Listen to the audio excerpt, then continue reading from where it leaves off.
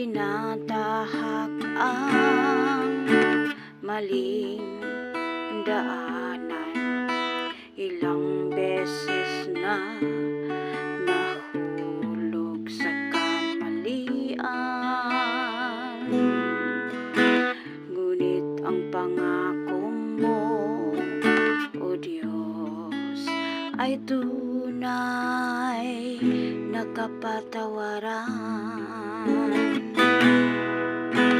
Hindi man ako perpektong tao, ugali ko ay may depekto, ngunit sa buhay ko ang salita mo'y epektibo.